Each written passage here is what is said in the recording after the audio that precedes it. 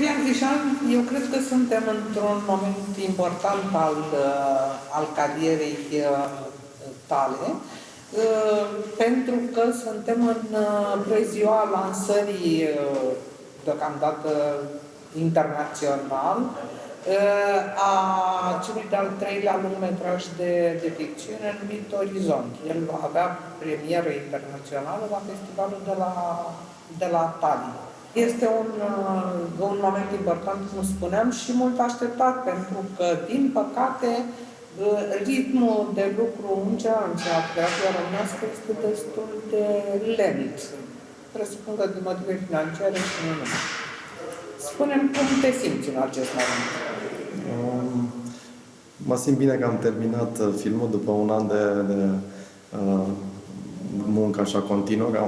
Filmele au avut loc în noiembrie 2014 și practic încheiem un an în forță, de muncă în forță.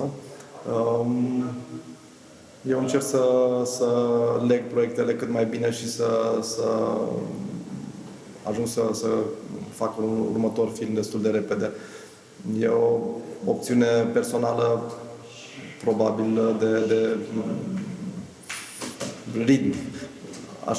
Așa simt că trebuie să lucrez imediat la alt proiect. Desigur, finanțările nu sunt ușor de adunat, mai ales în ultimii ani, dar până la urmă există un moment critic în care trebuie să hotărăști dacă faci sau nu filmul și să-i dai drumul, chiar dacă nu ai finanțarea întreagă. Și asta se întâmplă la orice proiect, nu numai la filmele mele. Hai să vorbim despre Orizont, că el este vedeta zilei, ca să spunem așa. Când am auzit prima oară că te gândești să faci un film inspirat la Mara cu noroc a lui Slavici, m-am întrebat, oare o fi bine? Oare ce o mai fi de spus? Oare nu e bine ca Mara cu noroc să rămână așa ca o efigie a istoriei cinematografului românesc, ca un reper important și nimeni să nu se lege de ea? Cum ți-a venit această idee? Eu iubesc filmul clasic, Moara cu noroc, și al lui Iliu e unul dintre filmele mele preferate.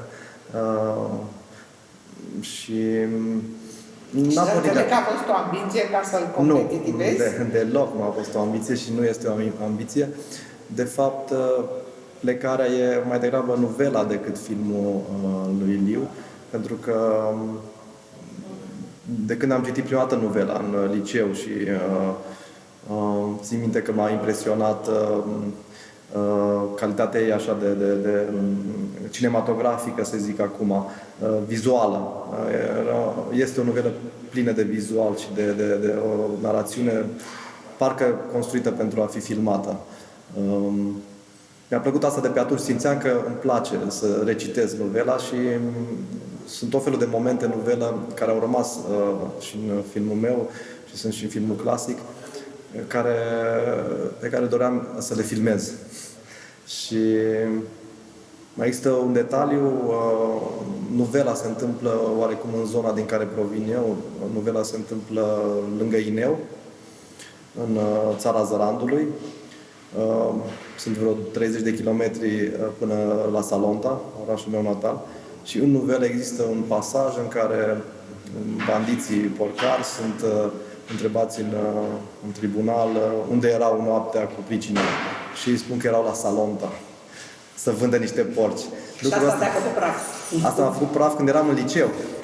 Da. Mi-a plăcut că o bucată literară atât de importantă pentru literatura română are o referire la orașul meu, care e un oraș mic.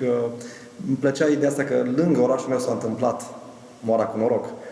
Și există așa un fel de revenire la orașul meu, care în fiecare film, și îmi place să vorbesc de oamenii de acolo. Mi-a plăcut să reimaginez familia și tot ce se întâmplă acolo acum.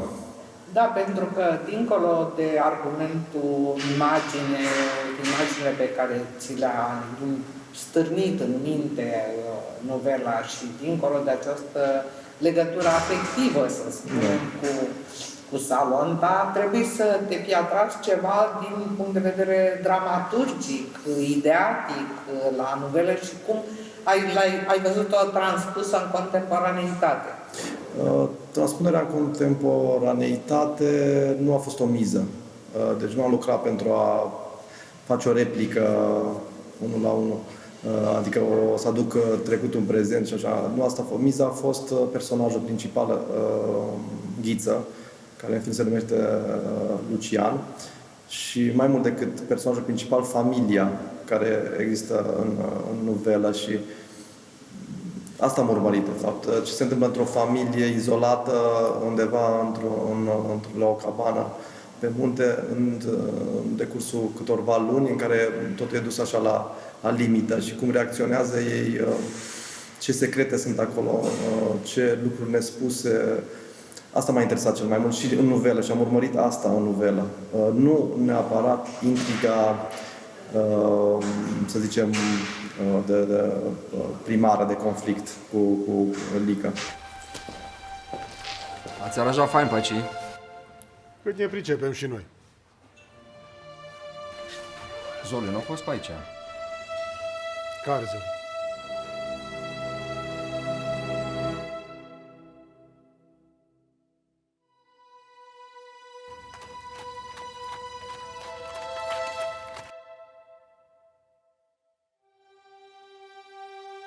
Filmul trebuie văzut pentru că el e și un thriller, adică partea asta cu thriller, de thriller din novelă de-a dreptul. Sper că am păstrat-o în filmul nou. Da, și ai păstrat și partea, să spunem, senzuală, nu chiar erotică, dar partea senzuală a relației dintre Lică Sămădău și Ana, care cum se numește? Andra. Andra. Și ai încercat să stabilești chimia dintre cele două personaje, respectiv între Bogdan George și Rodica Lazar, care, după părerea mea, funcționează bine.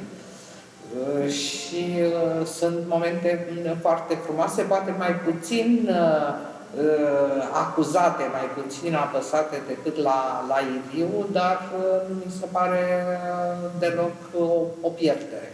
Da, desigur, limbajul cinematografic s-a schimbat și sunt anumite lucruri care mai nu puteau... nimic de nota aia expresionistă și da. de influența cinematografului sovietic și toate astea. Deși e o plăcere să te uiți la filmul clasic, așa cum e, cu acele accente, așa.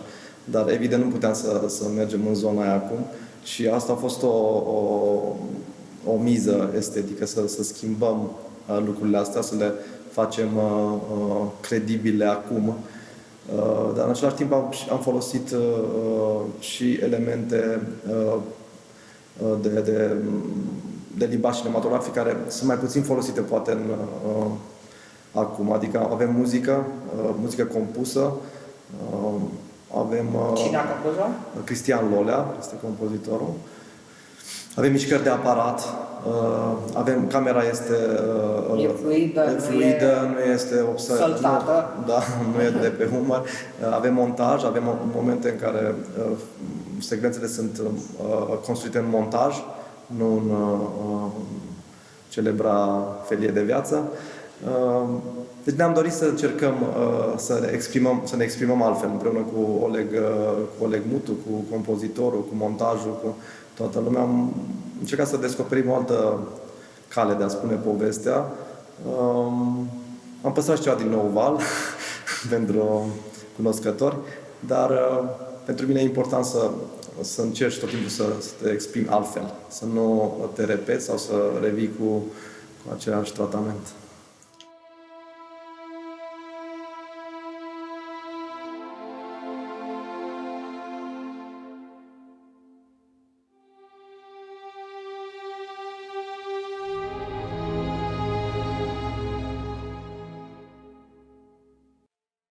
Cred că nu mi s-a părut că am descoperit ceva din încăpățânarea aparatului de a urmări prelung niște personaje, niște mișcări în care sunt un fel de marcă a ta și în filmele anterioare. Adică ceva rapeluri sunt, dar oricum...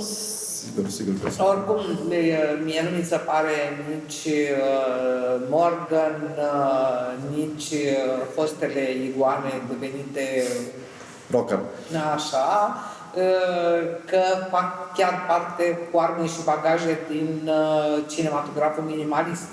Nu, Da. au elemente, dar ești o ființă separată, aparte, o ființă artistică, ca să spunem așa, o identitate artistică aparte. Hai să recapitulăm. 1700 și cu ea de marți 150. Dorine? V-am dat joi 200. Mai avem ceva prin casă? 1800. Ia, mai calculează o dată.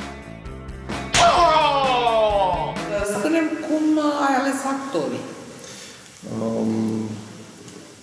Cu Andraș Hathazi am mai lucrat la Morgan și îl aveam așa în gând de la început. Și un actor foarte bun. Un actor care Special. da, merită să joace mai des. Dar a fost un proces și până am hotărât să fie el. Am făcut destul de multe teste. El este în chip de Lucian Fost. El este fost Ghiță, da, din novelă. Ghiță. El este, da, hangiu. Da. Acum un hangiu așa de background, de bucătar și barman. Și pentru rolul soției Ana în novelă, Rodica Lazar, Da. care cred că se potrivește în acest rol pentru că are așa o expresie potrivită pentru cineva care vine din zona aia, deși ea nu e chiar de acolo, dar mi-a plăcut cum conține în figură și în expresie niște lucruri nespuse, care îți transmite anumite lucruri din trecut, fără să ți le spună. O anumită tristețe, anumite lucruri care sunt acolo de mult. Și Bogdan Jote în rolul lui Lică, în novelă. Deci Un actor personajul care negativ. mie mi se pare un actor extraordinar și pe care cinematograful românesc nu-l exploatează. El joacă mai mult în Ungaria decât în... Da, a jucat în multe filme, da, produse în Ungaria și în produse teatru. Ungaria și un actor de teatru minunat și o figură. E unul dintre actorii mei preferați. Da. Așa că m-am bucurat. A fost o plăcere să lucrez și cu Bogdan, pentru că ne cunoaștem de ceva timp și voiam să lucrez cu el. Știam că până la urmă o să lucrăm, pentru îmi place expresia, la fel expresia feței și modul lui de a se mișca și și mai avem pe Emilian Oprea într-un rol secundar, un fel de aghiotant al lui Lică. În novelă se numea Răuț. Și cred că și el își face rolul foarte bine. Ar veni unul dintre porcari. Unul dintre porcari, da? Și... Cum era înainte, la fostul film Benedict Dabija, Dumnezeu să-l ierte, un actor minunat care a murit tânăr. Da, e un actor în filmul clasic care îți rămâne. Și Valeriu Andriuță, într-un rolul jandarmului, un fel de replica lui... L-ai furat de la Mungiu? Nu, neapărat, ne știm din facultate și suntem cam aceeași generație și cu Cristi și cu el. Și el un actor de cinema, cred, veritabil, că a putut să facă un rol secundar consistent pe un rol de jandarm din Munții Apuseni, el fiind din Basarabia. Și a putut să facă și accentul și deci a făcut un lucru incredibil. Și el și Emilian. Asta e meseria. Asta e meseria, dar da, a fost o plăcere să lucrez cu ei. Cam asta despre actori. Sunt toate rolurile, cred că da, contează, dar e o muncă lungă. Pentru mine a fost aproape un an a durat castingul. Am lucrat cu Floriela Grapini la casting și am testat foarte mult. A plecat și în țară și am testat foarte mulți actori. Ceea ce eu de obicei fac. mai degrabă decât să fac repetiții în timpul filmării sau înainte de filmare, fac aceste repetiții sau să le numim teste mult înainte. Așa că atunci când ei sunt aleși, lucrurile deja sunt... Mergi la sigur. Da, lucrurile deja sunt verificate.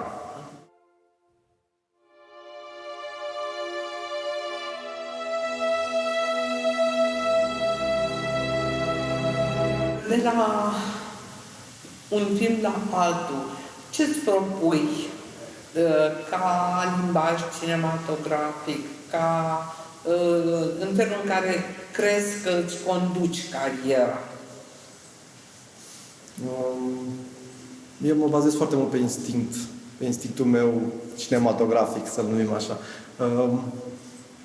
Găsesc așa o plăcere la a descoperi un nou proiect și nu mă gândesc foarte mult la ce va însemna după, adică dacă va fi selectat. Nu, pentru că subiectele Da. sunt foarte diferite. Da. Lumea chit că este de acolo, din zonă, că îți place lumea din zonă și lumea Ardealului și așa, dar relațiile dintre personaje sunt altele, adică relația aproape non-verbală din Morgan cu relația tatălui. Foarte verbală. Foarte verbală, tatălui din filmul următor și acum toate lucrurile spuse și nespuse din filmul ăsta sunt totuși structuri dramaturgice într-un fel diferite. Structurile da, dar personajele nu, pentru că oarecum cred că punctul comun între cele trei filme, de exemplu, între Morgan, Rocker și Orizont, punctul comun ar fi acest personaj principal care e un tată, un bărbat la 40 de ani, care are o criză existențială în toate trei. Are o problemă cu viața. Și, într-un fel, pentru mine, așa, m-am gândit așa, la Orizont, făcând Orizont și revenind la lucru cu Andraș. Că oarecum lucrurile se leagă așa, prin acest personaj și un fel de trilogie a unui tată, a unui bărbat, care are trei probleme diferite, dar, până la urmă, e vorba pentru mine. Oğlum, gelinim, torunum, Oberfin, Almanya. Bine, bine, aici ești la Salonta, în România.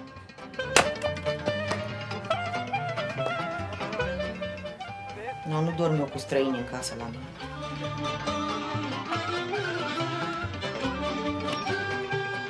Ce să fac eu cu el? Păi zis că îl bagi la felie. E foarte adevărat că în toate filmele, în afară de tată, privilegiezi personajul masculin. Da. Da, și el este un tată și este un bărbat care are așa ceva de apărat, adică familia, în sensul ăsta. Și asta e oarecum lucru care m-a interesat și în Megatron, înainte de Morgan, un fel de discuție asta, ce înseamnă familie. Oricum acolo era absența tatălui. Da, da. Aici e prezența lui. Da, deci sunt variații, Da. dar lucrul e același până la urmă. E vorba de familie în toate patru până la urmă și indiferent cât de disfuncțională sau de fericită sau nefericită e familia respectivă, până la urmă e vorba despre asta. E numitorul comun. Și se întâmplă undeva, totul se întâmplă acolo, în interior. Nu se dorește o rezolvare în asta așa socială sau epopeică, dar e vorba de micile epopei a unui individ care în aceste filme e un tată, un bărbat la 40-45 de ani. Eu așa simt că s-au legat lucrurile fără să urmăresc asta. Nu știu acum în următorul. Da. Se vine păpica, tăticu! De ce nu vrei să îmi aduci ceva? Mult pe pereți aici, mă lași întârzi cu orele. Ce urmează? Prefer să nu spun pentru că am mai multe proiecte la care lucrez și de obicei eu cel puțin așa lucrez, poate nu e bine, dar lucrez la 2-3 proiecte în paralel pe care le construiesc și văd ce merge, ce funcționează ca producție. Adică reușești să te preocupi să scrii 3 scenarii Și Unele sunt scrise mai de demult, și le reiei. le reiau, cum e Orizontul, după Moara cu noroc. Pot să zic că e un proiect mult mai vechi, adică el e undeva de la începutul carierei mele de cineaste, undeva. Și mi-am dorit asta, adică știu că mi-am dorit și n-am apucat să o scriu, dar mă gândeam la asta și făceam niște schițe sau mă gândeam la anumite lucruri și știam că nu o să fie un film pe care pot să fac ca prim film, pentru că... Deci el era prezent în tine tot timpul. Era. Probabil că din liceu era acolo, dacă e așa să fiu sincer. Era acolo și doream și știam că s-ar putea să și fac. Am așteptat, pentru că ai nevoie de mai multe resurse decât pentru un film de cameră sau de apartament, să faci un film ca Moara cu noroc. Da. Și aș fi avut nevoie de chiar mai multe resurse decât am avut, dar știam că s-ar putea și că undeva o să se întâmple, dar nu știam cum. Să înțeleg că procesul gestației scenariului este mai îndelungat și mai laborios, pentru că totuși a realiza un film ca Orizont într-un an de zile, de la prima și până la ultima mișcare, este, eu zic, foarte bine. Nu, eu ziceam la început că se împlinește un an de când am început filmarea. Da, producția, dar scrierea a început acum 3 ani, da.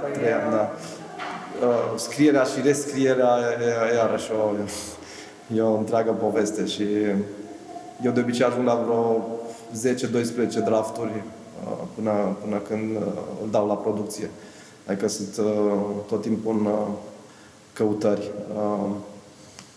Și nu-mi place să închid discuția pe scenariu nici la filmare. Pentru că sunt lucruri pe care nu le poți prevedea. De exemplu, anumite lucruri care nu le știi când scrii, locațiile, de exemplu, care ți impun anumite acțiuni pentru a fi mai expresive, în sensul că locațiile respective îți spun ele, uite, aici lucrurile stau așa, nu poți să filmezi cum ai vrut tu. Trebuie să fii atent atunci, nu înainte cu un an pe hârtie. Și cred că asta e de fapt plăcerea și cu operatorul și cu ceilalți, cu producția, să descoperi lucrurile astea. Atunci când faci filmul, nu... E o creație continuă. Da, e o creație care...